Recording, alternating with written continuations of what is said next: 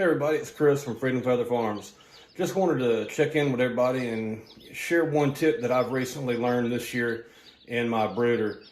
In the past, I've always used pine shavings in my brooder boxes for my chicks when I hatch them and grow them out.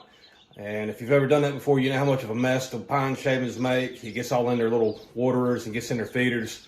It gets all wet and you constantly have to clean it out and keep it from getting all mushy and just constantly stays damp, so you're always fighting the pine shavings. Well, I know people use sand in their runs and that sort of thing, and it got me thinking, well, what if I try play sand in the brooder? And I thought about it, the heat lamp will heat up the sand and it almost acts like a heat blanket for them. So in my mind, it seemed like it was a win-win. So I've hatched out some chicks this past week. They're a few days old now, so I've kind of had this for a few days. I know that seems kind of quick to pass judgment, but I'll be honest with you, I can already tell you that I won't use pine chips anymore. So let me flip the camera around and I'll show you my brooder and I'll explain to you why I think this is so much better. So here we go. This is my brooder. It's real simple. It's just a 4x8 sheet of plywood that I've cut down. It's 2 feet tall, 4 feet long, 2 foot wide. Just got little 2x3s that I've screwed it together.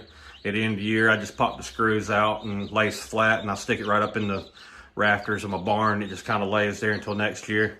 What I've got is I've got a piece of plastic cut and just laid on the floor. I'm actually in my utility room, so I've got this here in the corner.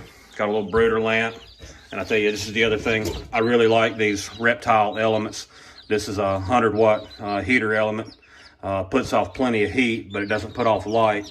So it makes it real nice to be able to get the chicks used to a regular sleep cycle instead of having them under a red light all the time. But this video is really about the sand. So they've been in here since today is Tuesday as I'm posting this. So they've been in here since the first chicks hatched out on Saturday morning. And last chick that's in here actually hatched out yesterday.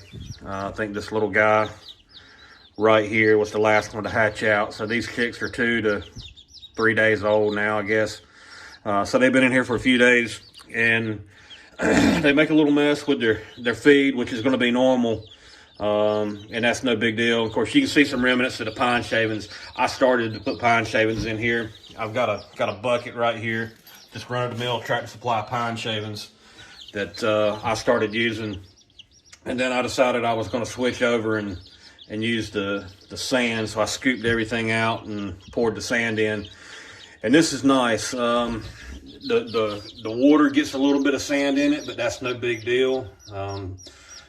Chicks will drink water out of a mud puddle, or chickens will, so drinking out of a little sand in the bottom is not going to hurt anything. And also, I guess it kind of acts like chick grit as well, too, so probably won't have any crop problems. And I'm kind of thinking I may not have any pasty butt problems with it either. If they're eating enough of this sand, probably going to help them digest their food a lot better, so I don't think I'll have too many problems. I normally don't anyway, but something you always watch for with chicks. But the sand's staying real clean.